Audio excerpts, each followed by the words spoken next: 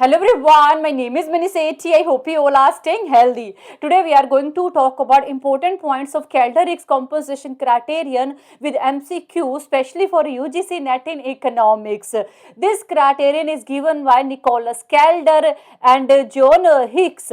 According to this criterion, if any change make some people better off but other worse off, if in this situation, those who gain from change will compensate to loser for their loss and still be better off, then we can say this change will improve overall welfare of society, otherwise not. According to this criterion, if any change make some people better off but other worse off, if in this situation those who gain from change will compensate to loser for their loss and still be better off, then we can say this change will improve overall welfare of society, otherwise not.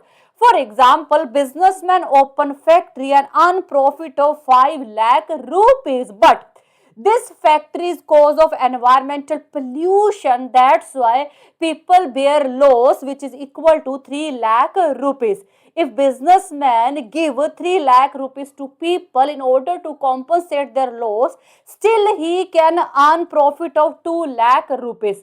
So here you can see those who gain from change are compensating to loser and still be better off. This change will improve overall welfare of society and this will be called Calder-Hicks compensation criterion. Difference between Pareto improvement and Calder-Hicks improvement. According to Pareto improvement, a change should able to make at least one person better off without making someone else worse off. According to Pareto improvement, a change should able to make at least one person better off without making someone else worse off. But according to Calder-Hicks improvement, change can improve overall welfare of society if those who gain from change will compensate to loser and still be better off. Most important thing, from where they can ask a question in your exam. Pareto optimality means Pareto improvement in Pareto optimality talks about actual full compensation required through voluntary agreement. But Calder-Hicks compensation criterion focus on hypothetical compensation, not on actual compensation, because according to Calder-Hicks compensation criterion, actual compensation is difficult political matter. It requires government intervention. That's why Calder-Hicks compensation criterion just talk about hypothetical compensation, but Pareto improvement talk about actual full compensation through voluntary agreement.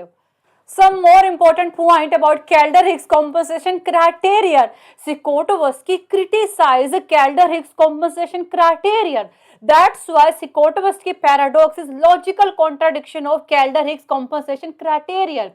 Sikotowski gave his double criterion, which is known as Sikotowski double criterion, and Sikotowski double criterion is improvement over Calder-Hicks compensation criterion because it resolves paradox that lead to inconsistent welfare evaluation. Calder-Hicks compensation criterion says change is desirable if gain of a winner is more than loss of loser. Obviously, winner have to compensate loser. Calder-Hicks compensation criterion talks about overall efficiency, not distribution of wealth. We normally says we should not try to make people worse off, but Calder-Hicks compensation criterion allow people to get worse off as long as a winner could hypothetically compensate to loser for their loss and still be better off. Now we'll see some questions related to Calder-Hicks compensation criterion. Which statement best describe Calder-Hicks compensation criterion? You can see all option. Our right option is B. A policy is efficient if winner from policy could in theory compensate to loser and still be better off.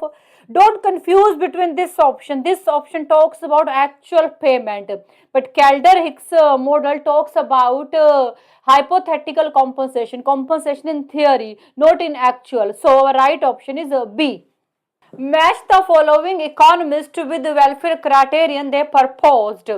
You can see all option. Our right option is A. A compensation criterion is given by Calder-Hicks.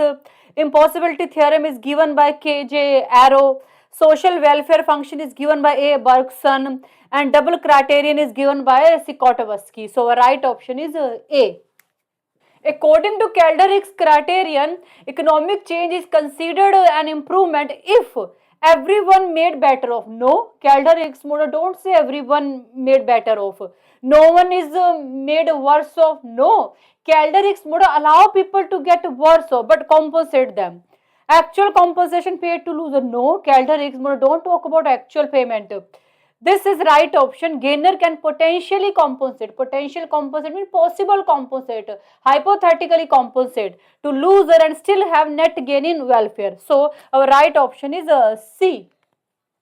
Kaldor-Hicks criterion often used as a test for. We don't use Kaldor-Hicks criterion for income distribution or wealth distribution. Kaldor-Hicks model don't talk about all these things. Pareto optimality, Kaldor-Hicks model is different from Pareto optimality. Kaldor-Hicks model don't talk about any feasible welfare program.